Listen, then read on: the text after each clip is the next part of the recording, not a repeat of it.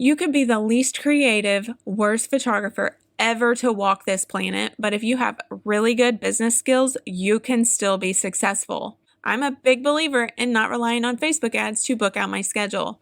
I don't teach Facebook ads or ads in general, to be honest, to my photographers in order to keep their schedule booked. Instead, I teach and I use this strategy myself, a well-rounded marketing plan that keeps your schedule full of clients who want to spend what you want to make.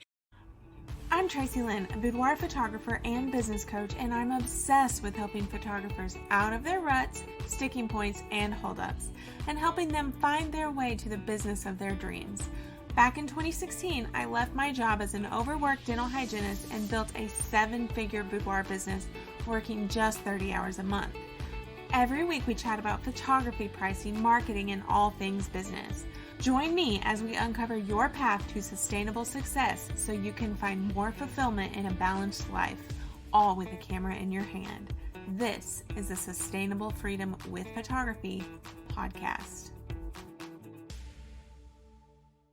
Welcome back, guys. I'm so excited you're tuning into this episode because this is my all-time favorite topic, how to book photography clients without using Facebook ads. I'm a big believer in not paying to find clients. There, I said it. Why would you want to pay for something that you can attract for free?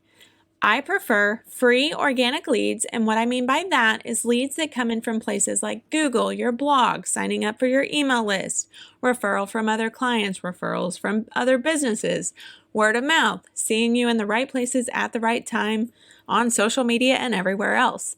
There are so many avenues to free organic leads, and so many photographers don't pay attention to them. And it's understandable because when you think advertising, you probably think, well, I need to pay to play, right? I want you to know that it is absolutely not the case. You can absolutely get these free organic leads, and the way we do that is by really investing our time and money into things that will work for the long term. And I am all about long-term sustainability. I see so many photographers and other business owners using Facebook ads, some to the point where they literally rely on those ads to keep their schedule full. Let me give you just one example. I have a coaching client. She's a boudoir photographer. She was spending $35,000 a year on Facebook ads alone. She literally paid Facebook more than she paid herself. And I use the word literally correctly there because I'm not exaggerating. And she isn't alone. There are a ton of photographers out there doing this exact same thing. I'm sure a lot of you have been on Facebook and in those groups, and you see those people that are the photographers that are talking about these huge money goals that they're meeting all the time. I would say the majority of those are running Facebook ads that are so crazy high that you wouldn't even imagine it. And that's okay. If that's what works for them, that's awesome. But we don't all have to do that. What's more important is the profit margin that you're getting in your own photography business. That's what's going to make sure that you hit your actual salary goals. Another podcast episode for another time, though. We'll get into that at some point. The thing about Facebook ads or ads in general is that it kind of leaves you in the hustle lifestyle. You always have to have ads running in order to book more clients, and as soon as you turn them off, the bookings stop. And I'm not sure if you've experienced this yet or not, but Facebook clients are always looking for a deal. As soon as you tell them the typical investment, they ghost you or they're unhappy if they've already booked the session. It's not fun, and they're not typically fun to actually photograph anyway, because you're just always worried about making sure that they're happy with the investment, because that's what they're worried about. And as I'm sure that you can hear in my voice, I'm a big believer in not relying on Facebook ads to book out my schedule. I don't teach Facebook ads or ads in general, to be honest, to my photographers in order to keep their schedule booked. Instead, I teach and I use this strategy myself, a well-rounded marketing plan that keeps your schedule full of clients who want to spend what you want to make and who are actually fun to work with. I'm about to tell you all about this well-rounded marketing plan and what it includes, but before we dive in, I want to let you in on a little secret, and this is really important, so make sure you listen up. You could be the least creative, worst photographer ever to walk this planet, but if you have really good business skills, you can still be successful. I've seen some incredible photographers not make it in this industry. And I've seen some mediocre photographers kill it. Your photography skill has nothing to do with your success. Your success has everything to do with your business skill. Now, let's actually talk about what this marketing plan looks like. In this episode, I'm going to give you actual action steps to take in your business. And if you take the time to actually implement them, I promise that you will see results.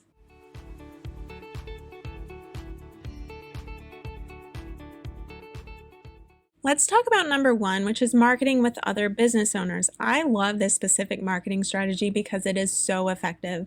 And I know that I talked about this in the first episode. I'm going to talk about it in the next few, but it is just my favorite type of marketing strategy because it works. And by the way, this is also known as influencer marketing, but instead of using influencers, I personally prefer to use business owners. So long story short, you want to build a relationship with other businesses who already serve your ideal client. Because clients already trust the business owner who's referring them, they are going to trust the referral to your business more easily. Let me tell you a quick story about how this worked in my boudoir business when I first moved to St. Louis. I met Jillian Hughes back in 2017. I offered to photograph her at no charge. For one reason, I wanted to practice, but the other reason was because she had a business full of my absolute ideal clients. I personally love photographing women who are nurses or teachers and they're either brides or just want to celebrate the fact that they achieved a fitness goal or just a goal in general that they've been working towards.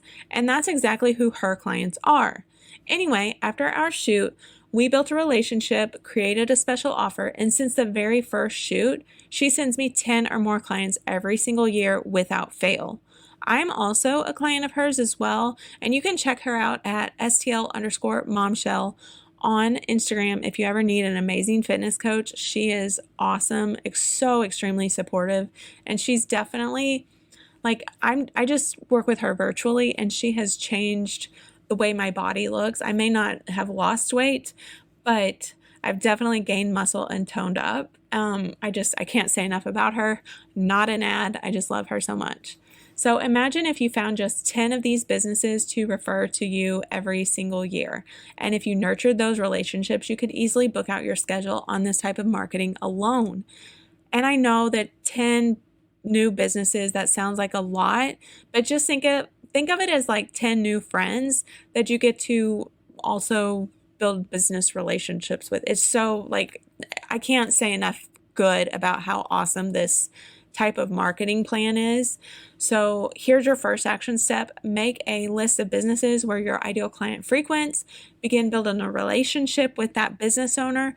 And this will take some research, but it is so worth the work. And number two, create a client referral program to bring in more clients that you love. I'm sure you already know this, but client referrals are the best and cheapest form of marketing. Why? Because your client already knows, likes, and trusts you, which means that they're going to be happy to refer their friends. Think about it. If you love a product or you love a service that someone offers, you tell all of your friends about it who you also think would probably love it as well, right? I know as soon as I purchase something and fall in love with it, every one of my friends knows about the thing as soon as I can. I mean, the ones that I know would take advantage of it. So for example, I found these little acne patches and oh my gosh, they're so awesome. They're called Mighty Patches, by the way. I am not an affiliate, although I would love to be, but I've told 6 people about how well they work. And all of those girls, they bought some because I recommended it. And they came back to tell me how awesome they are. And I am 100% serious. I struggle with acne already, and they are so awesome and so satisfying. You should try them. You can get them at Target or Ulta or Amazon. They're awesome. So go try them. But it's just like that. This applies to photography as well. But here's the thing that most photographers forget. You actually have to ask for the referral and reward them with some sort of referral program. As much as photography clients love your art, love what you create, the excitement wears off a little bit by the time you've actually delivered the order. And here's why. No matter how fast you are, the time from the session day to the client receiving their prints and digitals, it's not instant. It doesn't matter if it's 4 days later, it's still not instant. So the excitement, it's still there, but it's not as exciting as that initial day. Our process, it just takes some time.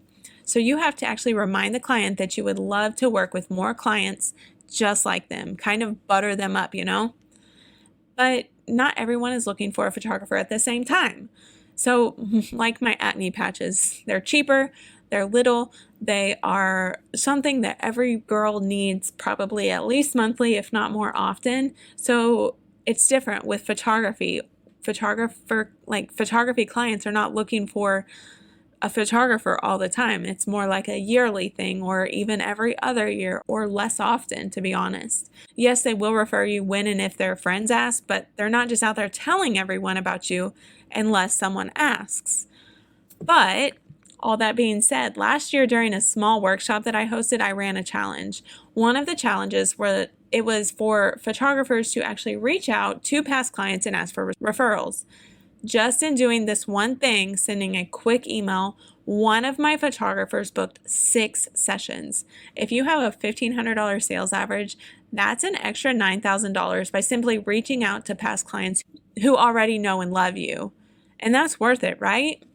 So here's your next action step for number 2. Make a list of 3 ideal clients you've previously photographed, reach out, and ask for a specific number of referrals. You can go as far as having them introduce you to the clients. Offer your client an incentive for every client that they book. This could be a cash value, a credit towards their next session, a gift card to their favorite restaurant, whatever feels most aligned to you. But quick tip, once the new client books, then you send the incentive, not before. I've made that mistake before. I promise it has to be booked and paid in full. Let's talk about number 3, and that is to invest in a high converting website. Now, you don't have to go book a new web designer right now, although if you do, reach out to Natalie McGuire Designs. She's designed both of my websites, and there is not a better designer out there. One of my friends, Andrea Murphy, who is going to be on the podcast soon, hopefully, she actually used Natalie, and she said the bookings are just coming in left and right now.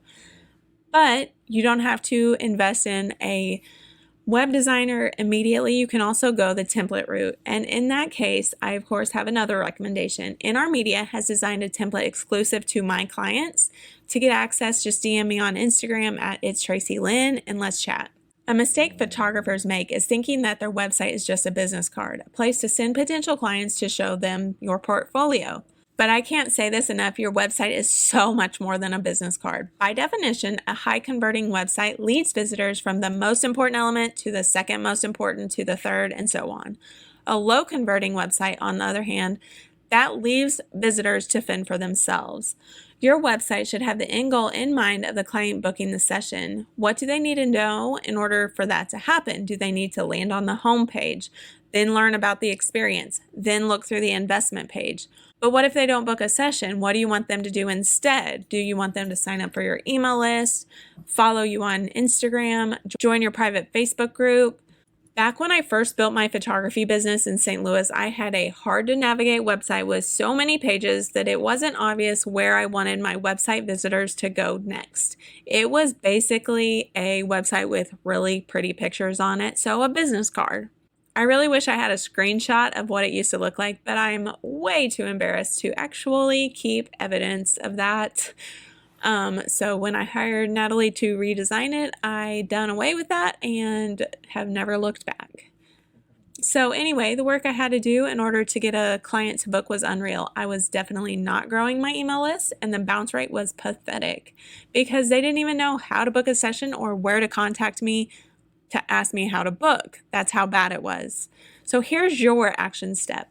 Log into your Google Analytics and really analyze your website traffic. When you think about your website, are your visitors taking the steps that you want them to take? Or are they landing on your website, getting confused, and jumping off quickly? What do you think needs to happen in order for them to take the action steps that you want them to take? Number 4 is to implement search engine optimization for your website. SEO, or search engine optimization, is how Google actually finds you. Without website traffic, it doesn't matter how high converting your website is, you still won't be able to book photography clients. SEO is something that, even though many photographers know and understand that it is important, they just don't want to invest in it for a few reasons. For one thing, it can be pricey. That's just all there is to it. It's something a lot of business owners don't know or understand, so we can't really do it ourselves, but it's expensive, so instead we just put it off. It's also very time consuming. The experts who put the work in to learn this extremely important skill deserve to be paid because it does take a lot of time to learn and implement. And number 2, there are many options for quote SEO experts, and they aren't created equal. So how do you choose who to hire? My suggestion here, by the way, is to hire a photography SEO specialist, not someone who specializes in SEO for regular local businesses. I've seen the best results come from SEO experts who specialize in SEO specifically for photographers, and there's a big difference.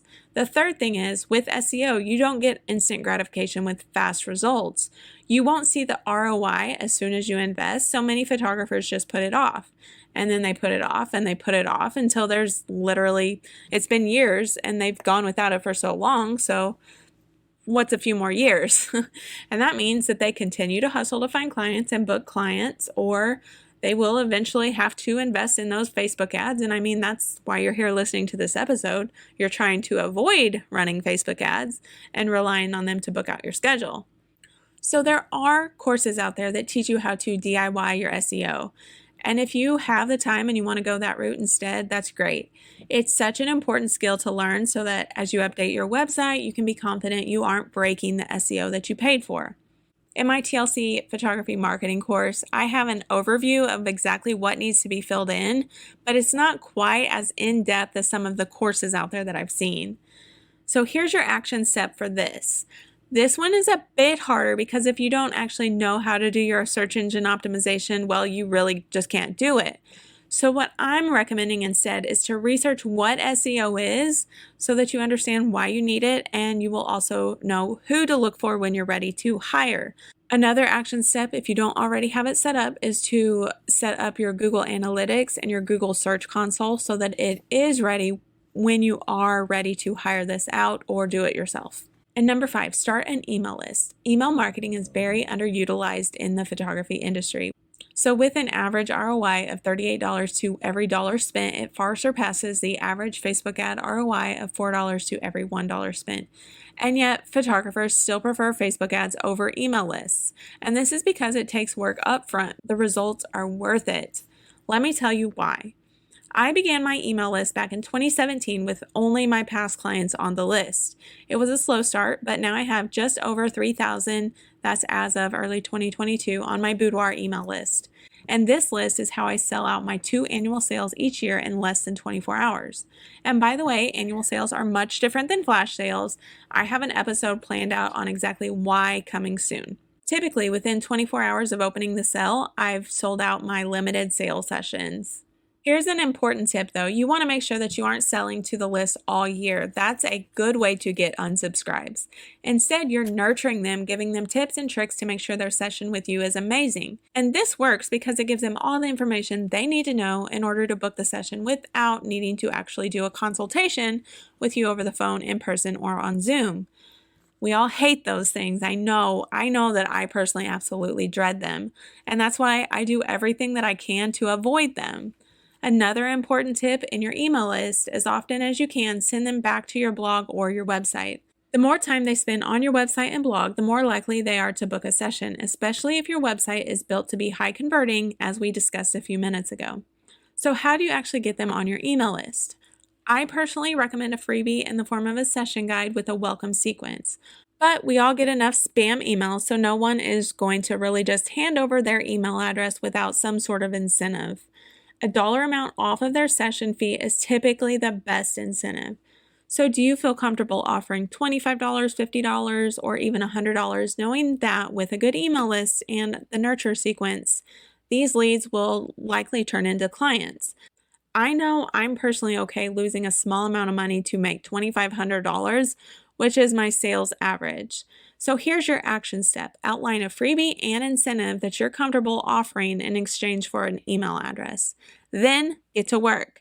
It does take some time to create this freebie and email sequence, so be sure to give yourself the time and space to work on it.